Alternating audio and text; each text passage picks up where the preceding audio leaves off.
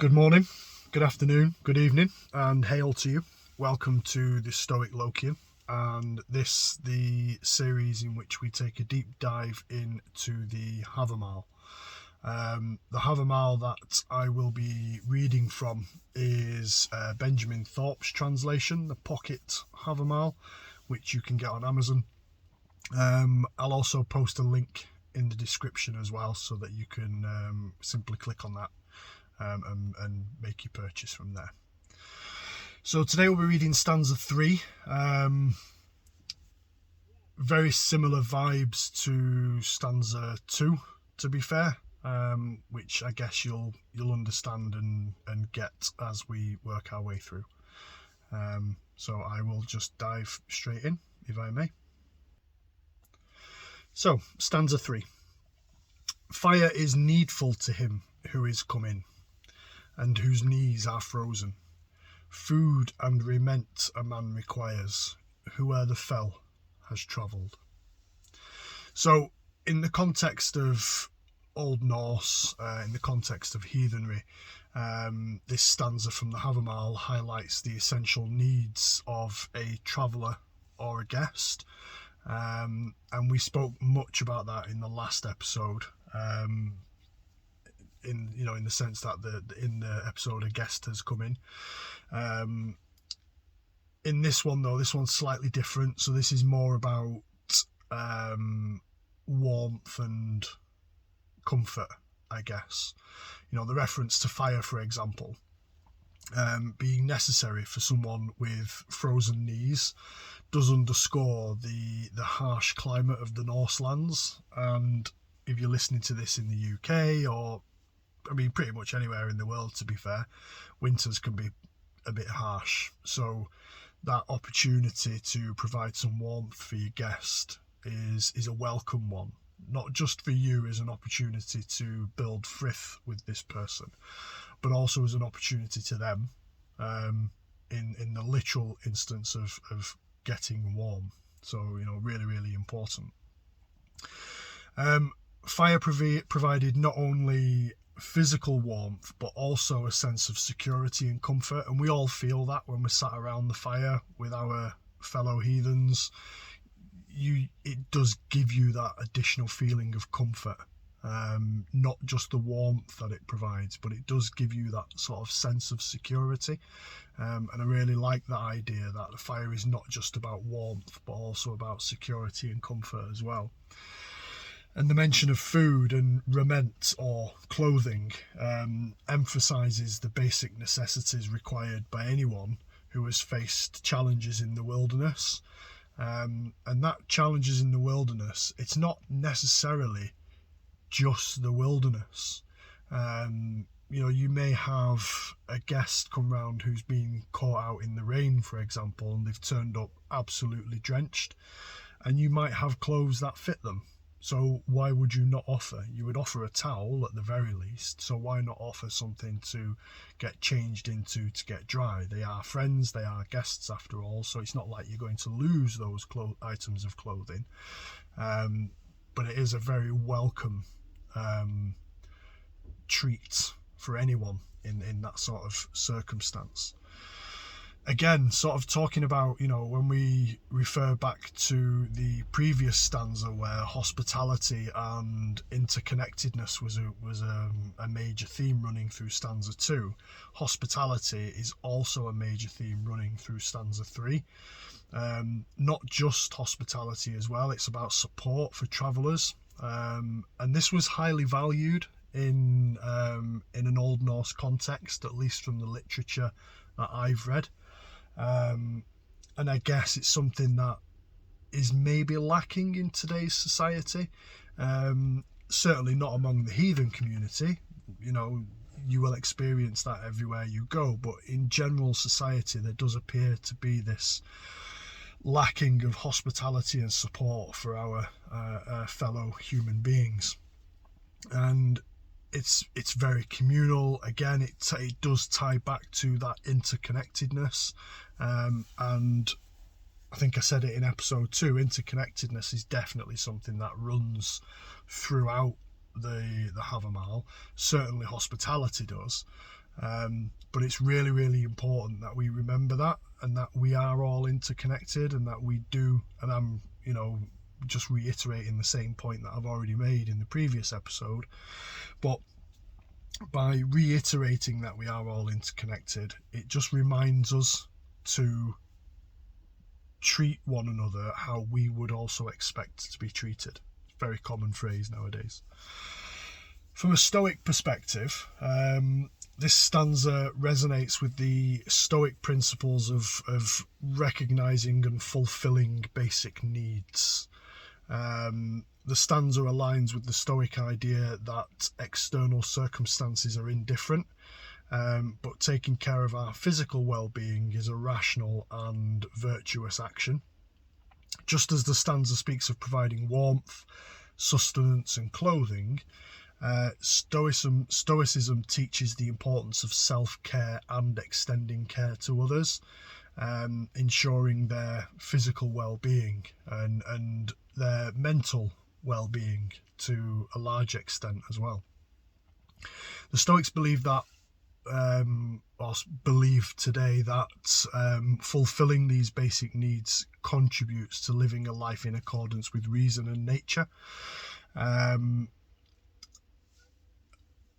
would say there's a quote from Seneca that comes to mind when I read this stanza. The quote from Seneca, and I'll just read it again, as I've written it down.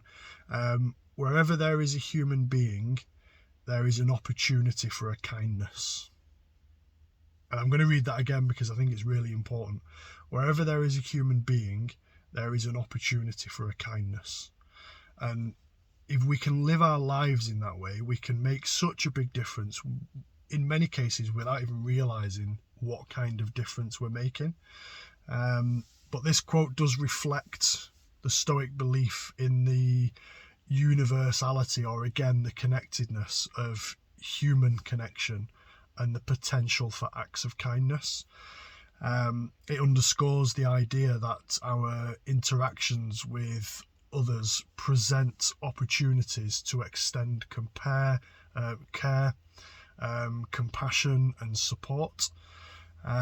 This aligns with the Stoic virtue of practicing benevolence and virtue in our interactions with fellow human beings.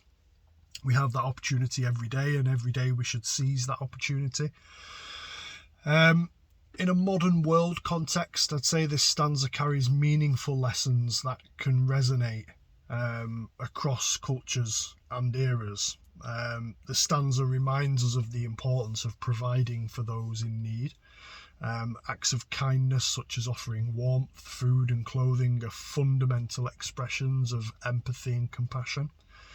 In our pursuit of material comforts, we can sometimes overlook the fundamental necessities of life. We are very much a capitalist and consumerist society, and because of that, because it's constantly all around us, it's really easy to fall into that trap. And I guess that's one thing that heathenry does for me. It reminds me to take a step back from that, appreciate what we've got around us.